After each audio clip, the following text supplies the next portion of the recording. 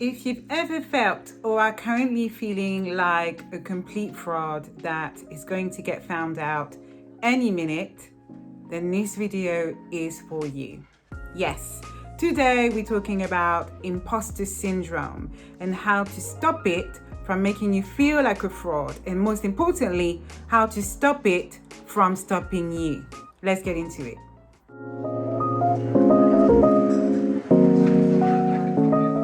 If it's your first time, bienvenue to my channel where I bring you confidence, mindset, and productivity videos to help you build unshakable confidence so that you can thrive in your work, in your business, and in your personal life.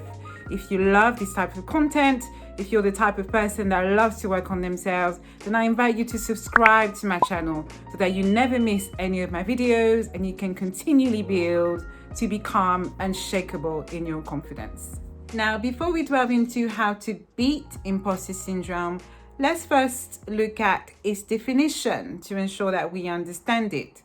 Now, I looked at a few definitions of what imposter syndrome is, and I like how Harvard Business puts it, and this is what it says.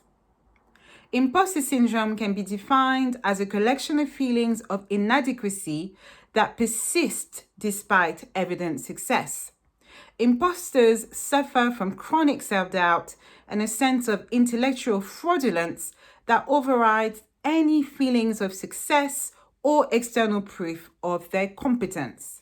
Now, isn't that interesting? Now, if you've ever felt or are currently feeling these feelings of inadequacy despite the proof of your success, despite the proof of your progress and accomplishments, I want you to know one thing. You are not alone. Listen to what the legendary Dr. Maya Angelou said. Each time I write a book, every time I face that yellow pad, the challenge is so great. I have written 11 books, but each time I think, they're going to find me out now. I've run a game on everybody and they're going to find me out. That was the legendary Dr. Maya Angelou, one of my favorite poets and people of all times. Now, it can be perfectly normal to feel that feeling of, ooh, can I do this? How can I do this? You know, especially when stepping outside our comfort zones, leveling up on another level we've never been before. It's normal to feel these feelings. However, there is a difference between feeling them and accepting them. When we internalize this feeling of being a fraud, when we internalize this feeling of being inadequate, that is where the problem lies, because we then disqualify ourselves completely from the opportunities that had our names on it. And we are basically accepting this message of, I am not good enough, I don't deserve this, I don't belong, I don't have what it takes, and feeding into negative self-talk. Now, I coach clients specifically on this because I understand and I've seen so much of the devastation of what giving in to imposter syndrome can do. Because if you believe that you're not good enough, if you believe that you're actually a fraud, you will automatically disqualify yourself from opportunities to grow your business, opportunities to grow your career, opportunities to grow financially, because deep down, the self-talk is, I am not good enough, I don't deserve this, I am not worthy of this. But not today. J'ai dit non. Why? Because today is a good day and I'm bringing you 5 strategies to beat imposter syndrome, to stop feeling like a fraud, and step into your power to push through your limits and thrive in whatever you want to do. I hope you're ready, because I am. Let's go and do this thing and boss up. Strategy number 1 is to simply acknowledge what is going on here with 100% realness, authenticity, transparency, and self-kindness. So this is a no judgment zone here. and we feel how we feel. And the first step to really step into your power is to first acknowledge what's going on and to be self-aware. Now, I used to think that self-awareness was just a given, only to find that it is clearly not. And it's so important for us to understand exactly where we are, to do that with full authenticity, without trying to be something that we're not, without trying to shame ourselves for the way that we feel. So step number one is to acknowledge what's going on and to be aware of it so that you can move forward with clarity and with authenticity. Strategy number two is to challenge and look for evidence. Now, I need you to tap into the inner lawyer in you and actually look for evidence. What I found with imposter syndrome is that it comes with a lot of sweets of nothings and usually nothing to back it up. Either it's from our own imagination or maybe experiences from the past that are used as a weapon to intimidate us, to stop us from stepping into our greatness. So my question to you is, how do you know that these feelings and these thoughts that you're having are actually true? Where is the evidence of that? And where are they even coming from? And when has this not been true? When have you actually really stepped up and done an amazing job that you need to tap into that memory of yours to remember of what you're capable of? And lastly, what beliefs will support you better so that you can move forward with power and confidence? So step number two is about challenging and supporting yourself with the right beliefs that will help you to move forward with confidence and with power.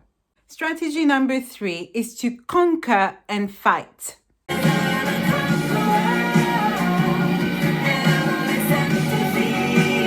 Yes, this is about taking counter actions to destroy that negative belief. I'm a believer in being proactive. I'm a believer in being practical and being strategic about what it is that we want to achieve and get what it is that we desire.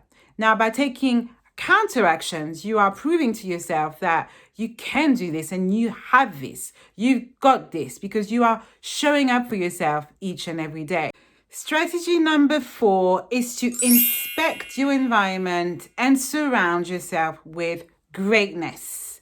Now, Jim Rohn used to say that we are the average of the 5 people we spend the most time with. So who's around you? Who's in your environment? Who is in your ear? And when it comes to overcoming imposter syndrome and just generally being the best version of ourselves, who we are around, who we surround ourselves with is of utmost importance. And I challenge you to look at your environment and look at who's around you. What is their mindset? How are they talking to themselves? What are you guys talking about when you're on the phone? Is this elevating you? Is this empowering you?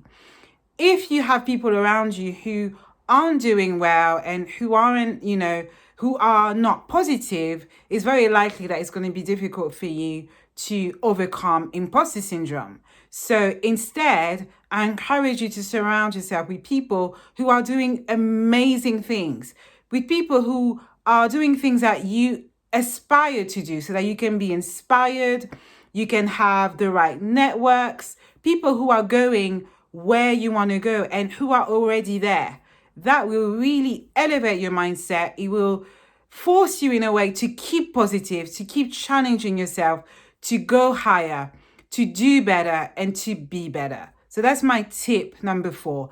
Inspect your environment, surround yourself with great people, and on that point, take away any toxicity or any negativity that is bringing you down. Now is not the time to be down. It's the time to step it up and to boss up.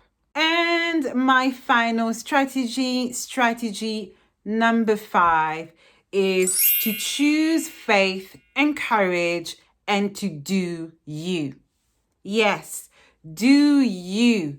One step at a time, one action at a time, one day at a time. Commit to you Do you and make your own grass greener by choosing faith and courage every time, and especially when you feel scared, especially when you feel a little bit inadequate. That is the time to really step into that courage, step into that faith, and commit to your growth and do you. That's it. My 5 strategies to beat imposter syndrome and to stop feeling like a fraud. How do you feel right now? I want to know. In this moment, after listening to those 5 strategies, how do you feel? Let me know in the comments what resonated with you the most today and what strategies you're going to apply, and also what's coming up for you. Where have you been feeling, a little bit out, and how has this video helped you? I would love to know. Drop your love in the comments. Let me know your story, and I would love to connect with you. Don't forget to hit that like button if you like today's video. If today's video blessed you, do subscribe to my channel for more videos like this, and spread the word of this channel by sharing this message as well. So until next time, I look forward to seeing you. Until then, keep shining, and I'll see you at my next video. Bye for now.